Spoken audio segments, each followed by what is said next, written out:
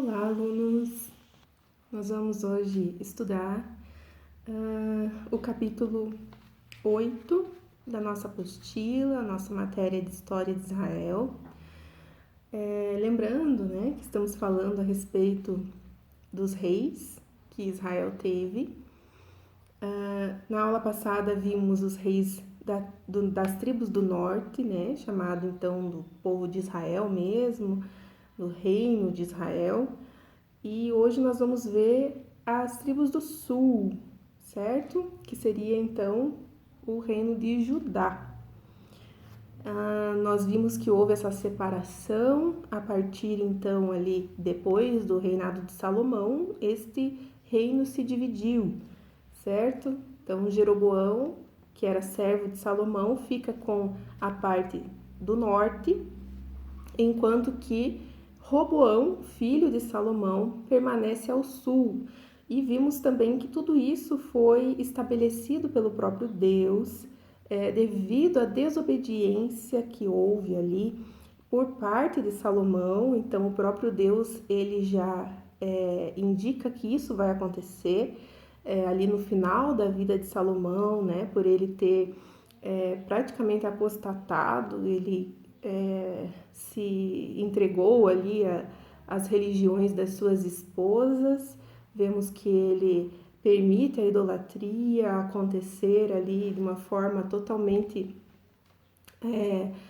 liberada, ele expõe o povo a muita idolatria e isso desagrada a Deus de uma forma muito grande, e ele então diz que o trono de Davi ele vai permanecer ao sul, certo? Em Judá, por mais um tempo, por amor a Davi, né?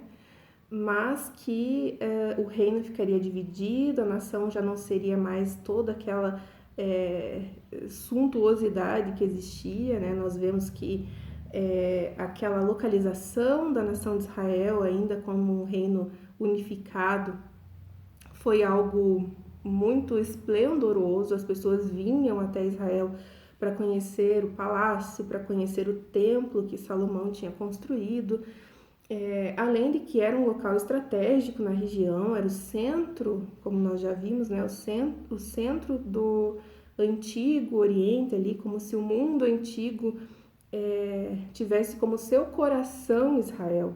Então era um local estratégico, exigia passagem por ali no meio, né, de 3 continentes.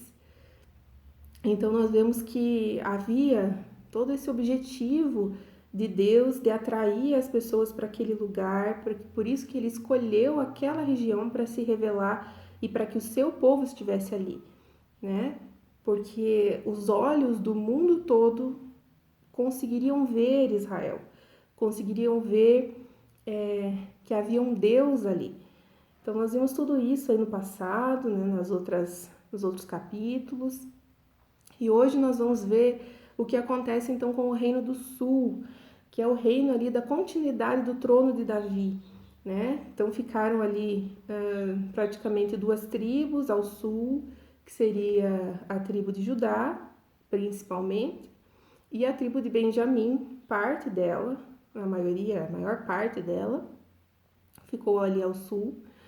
E a tribo de Simeão, que havia se estabelecido ali, ela já tinha sido absorvida, então, pela de Judá, e isso já era algo que havia uma profecia a respeito disso, né, no passado, e isso aconteceu, né. E aí nós vamos ver como foi essa sucessão dos reis do sul. Nós vimos na aula passada que os reis do norte, a maioria foi ímpio, a maioria foi idólatra. Um ou outro fez alguma coisa boa e se lembrou de Deus, mas que a grande maioria realmente abandonou a fé. Vimos que quando Jeroboão assume o reinado ali, ele começa a levantar altos, né, para outros deuses, e quer que os sacerdotes, que eram os sacerdotes de Deus, fizessem essa adoração a outros deuses, e não dá certo, obviamente. Os sacerdotes boa parte deles e os levitas fogem para o reino do sul para ajudar, porque Jeroboão não queria que as pessoas tivessem mais aquele vínculo com Judá, ali com Jerusalém, que era onde estava o templo, porque achava que talvez com o tempo as pessoas pudessem se revoltar contra ele e querer novamente unificar a nação, mas que o rei do sul tivesse então esse governo sobre todo o território. Então, nós vemos que há essa fuga dos sacerdotes e dos levitas para o sul, certo? E nós vemos que o reino do norte, então, tem aquele fim trágico, que é a dominação pelo Império Assírio ali do norte, né? O Império Assírio, ele acaba controlando boa parte do mundo antigo, né, na época, e nós vemos que o Reino do Sul vai fazer um acordo ali para frente, nós vamos ver com o Império Assírio, que vai permitir que o Reino de Judá permaneça por mais tempo em relação ao Reino de Israel, né? Bom, então aqui na apostila ele vai tratar um pouco sobre a questão dos livros que tratam sobre o Reino do Sul, e ele vai falar que os livros de reis, eles tratam dos dois, tanto dos reis de Israel quanto dos reis de Judá, certo? E que a abordagem, ela é uma abordagem feita mostrando os erros que esses reis tiveram, justamente para justificar o fato de que Deus havia se irado contra eles e trazido juízo contra o povo, né? Então, primeiramente do Reino do Norte e depois do Sul. Então, o livro de Reis, ele vai mostrar por que acontece a dominação e o exílio, né, do povo de Israel e depois do povo de Judá, mostrando assim o que eles fizeram para desagradar a Deus a ponto disso ter acontecido, certo? Mas o livro de Crônicas, ele vai tratar somente dos reis de Israel, de Judá, desculpe, do Reino do Sul, certo? E o autor de Crônicas, ele já tem uma abordagem diferente. Ele vai tentar buscar informações mais positivas.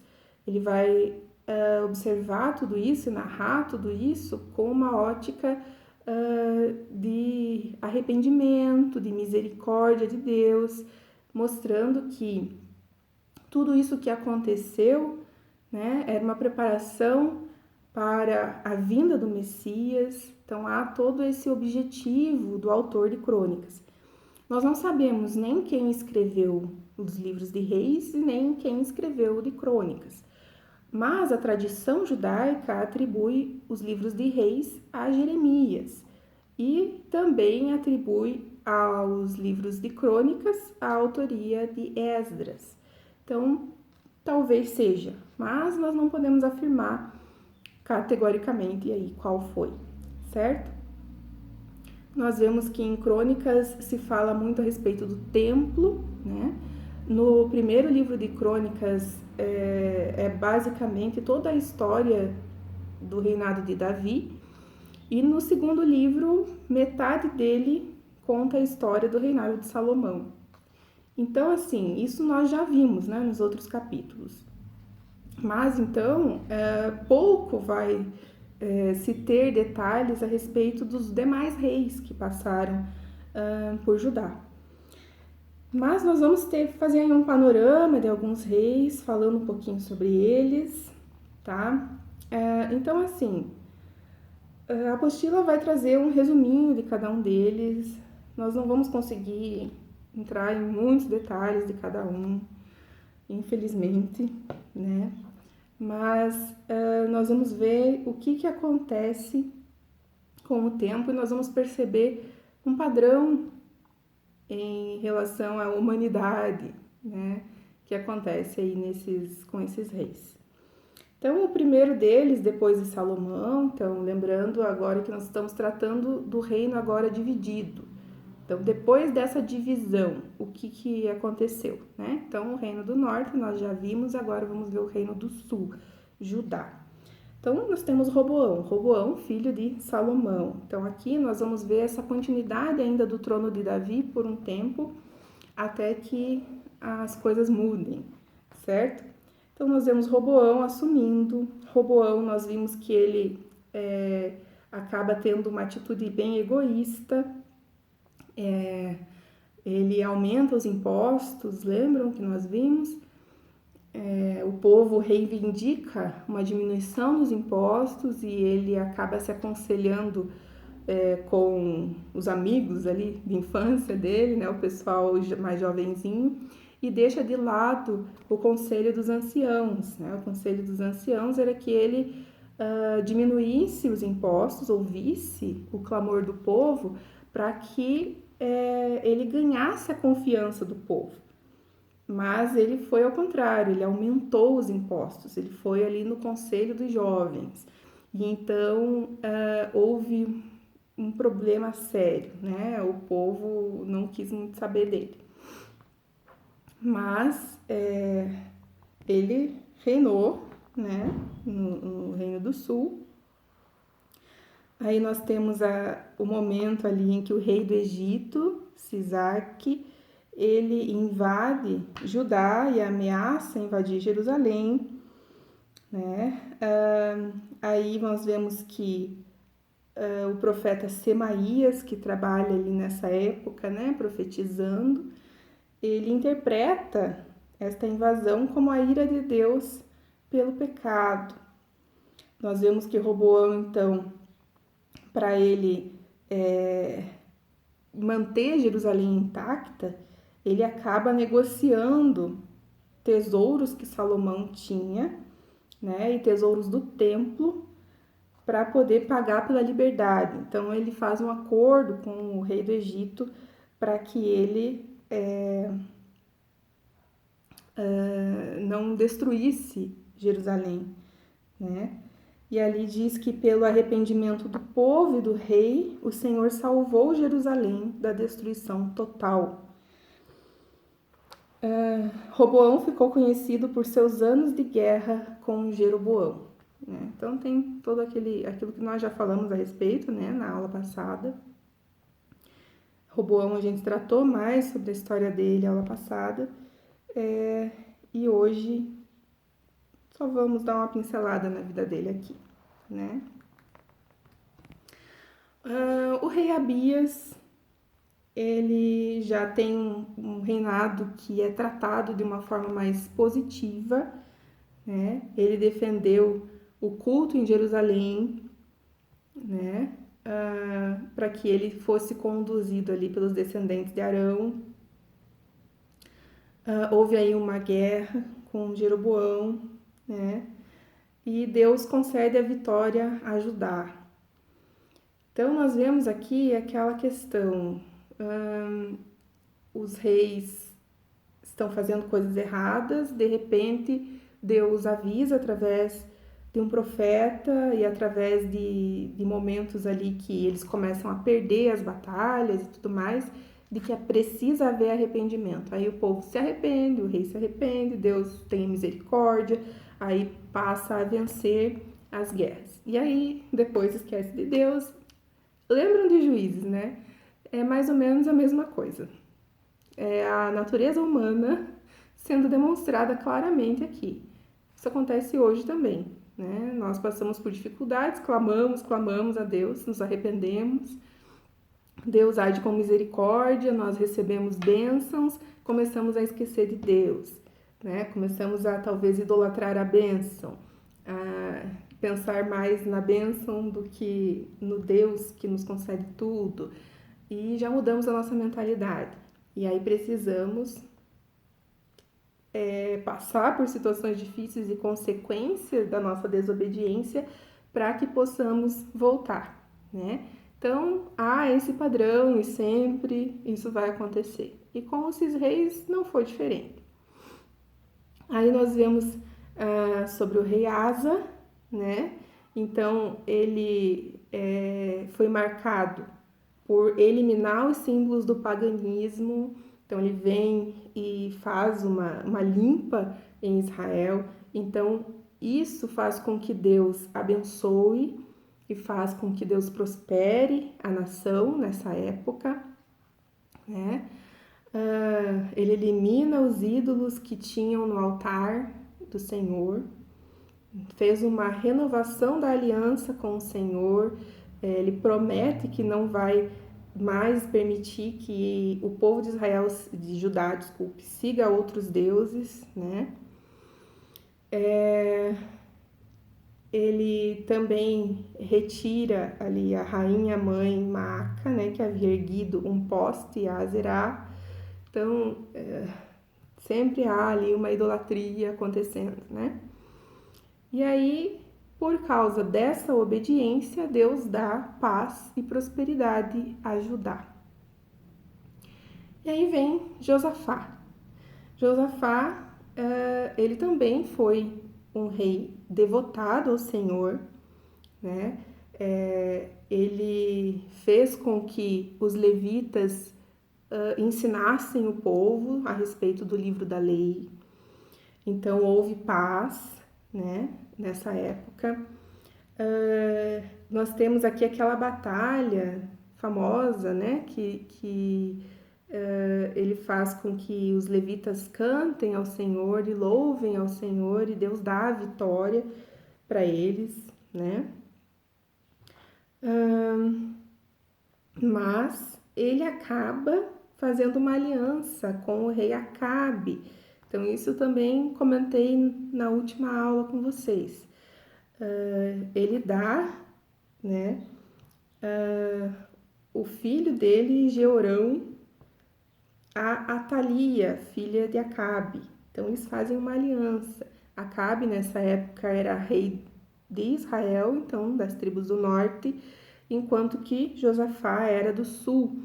E ele se alia com Acabe através desse casamento, né? Então, o seu filho, o filho de Josafá, o Jeorão, se casa com Atalia, filha de Acabe, né?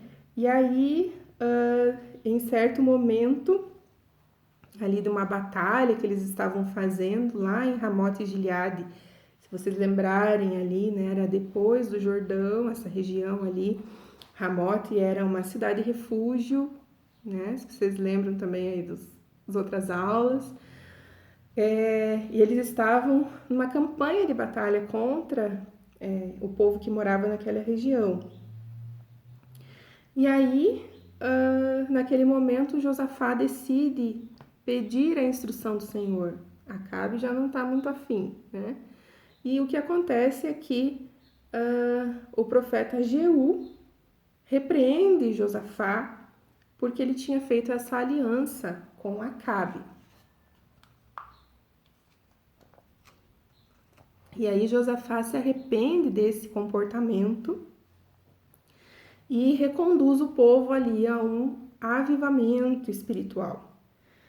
E ele, como eu falei, ele vai nomeando sacerdotes e pessoas para ensinar o povo realmente a temer o Senhor. E acontece esse avivamento nacional ali, né? E o Senhor dá a vitória contra uma coalizão que havia dos povos que moravam ali nessa região transjordânica mais ao sul, que eram os amonitas, os moabitas e esses outros povos que estavam tentando lutar contra o povo de Israel de modo geral ali, né? Agora como se fosse unificado. Mas Deus dá a vitória a Judá, certo? Daquela forma que eu comentei, né? Através dos cânticos, das orações, Deus deu essa vitória. Aí,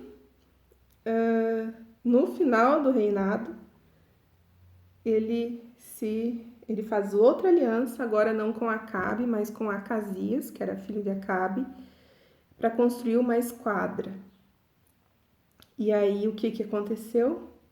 Através do profeta Eliezer, os navios foram destruídos e nunca utilizados, né? Então, aqui mostrando Josafá cai no mesmo pecado de antes. Tinha feito uma aliança com Acabe, Deus repreendeu ele através do profeta Jeú.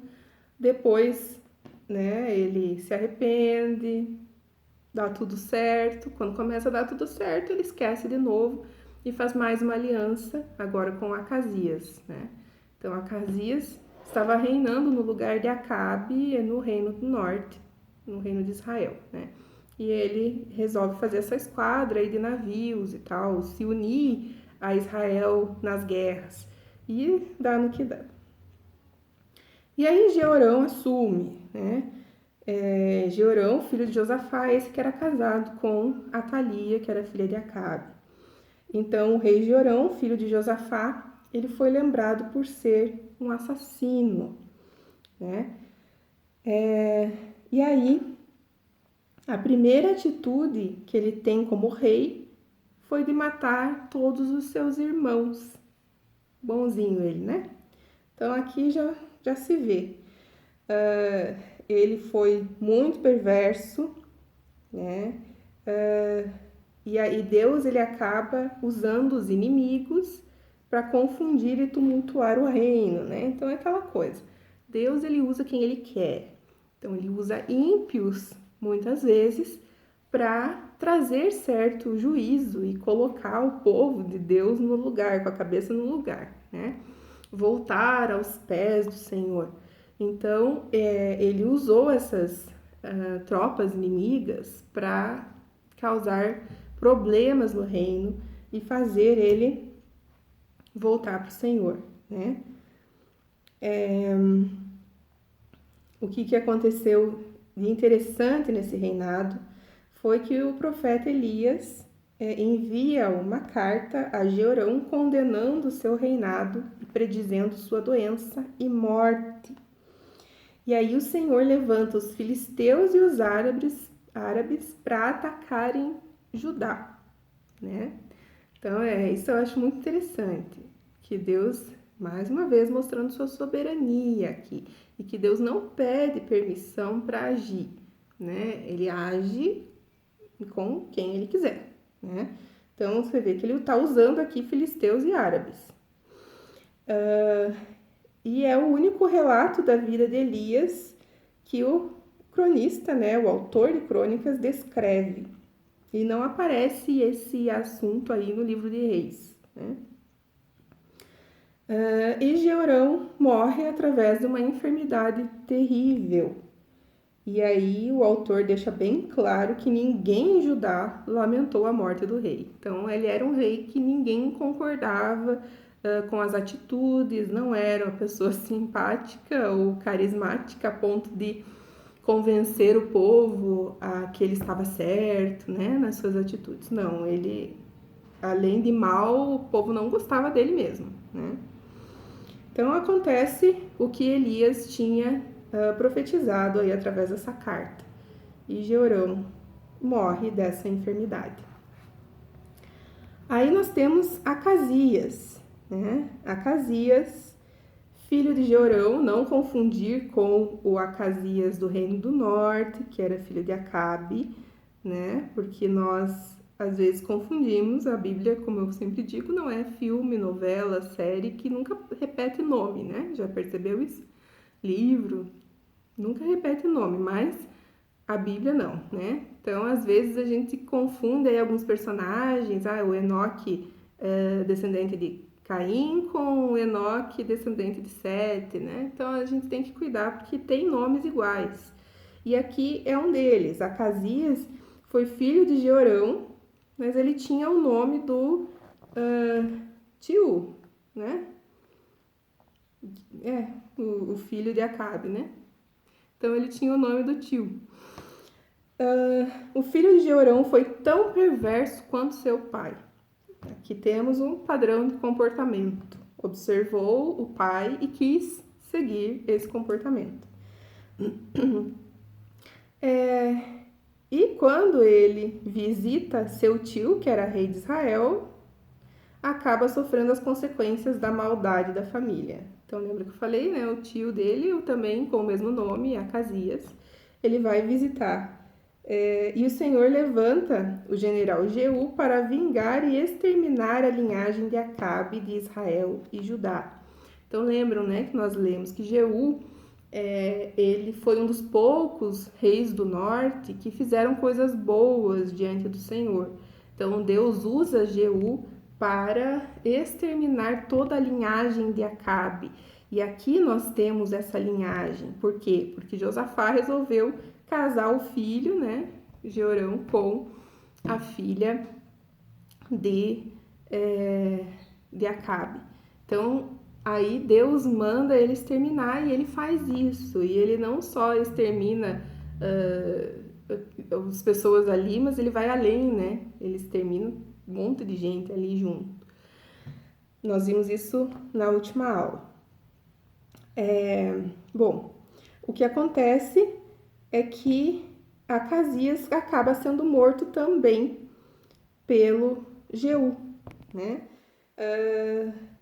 E não tem muito a respeito do seu reinado aqui em Crônicas, né? Atalia, aí chega a mãe de Acasias, aquela que era filha de Acabe, né? Ela acaba se aproveitando para assumir como rainha de Judá. E a sua primeira ação como rainha foi matar todos os descendentes legítimos ao trono, né? Assim como Jeorão tinha feito, seu marido, né? Tinha feito antes, ela fez agora. Mas o Senhor salvou o jovem Joás, que a esposa do sacerdote Joiada conseguiu escondê-lo ali e cuidar dele. Então, Atalia foi sequestrada e assassinada por aqueles que queriam restabelecer a linhagem de Davi ao poder, né, em Judá. Então, aqui nós vemos que a linhagem de Davi, ela dá uma pausa, porque Atalia era a linhagem de Acabe, lá do norte, né? E não do trono de Davi. Continuando, Joás. O jovem Joás foi escolhido pelos sacerdotes e levitas de Judá e por eles foi entronizado como rei. Ele iniciou uma grande restauração no sistema religioso, mas esta restauração durou apenas enquanto o sacerdote Joiada viveu. Então, aquilo que eu comentei, há uma tentativa de se fazer uma restauração, uma limpa no reinado, mas essas limpas, elas não duram muito, né? E aí, quando o sacerdote Joiada morre, começa uma apostasia aí, e o rei Joás, ele não liga muito para isso não, deixa rolar a apostasia, né? Então, o Zacarias, que era filho de Joiada, sacerdote, ele acabou sendo totalmente infiel a Deus e foi apedrejado até a morte. E aí, como consequência dessa rebeldia toda e essa apostasia, Judá foi derrotado, né? E o reinado ali que Deus usou para derrotar Judá foi os arameus. E o rei Joás foi morto em sua cama. Então, essas coisas que acontecem aí, né, com o passar do tempo.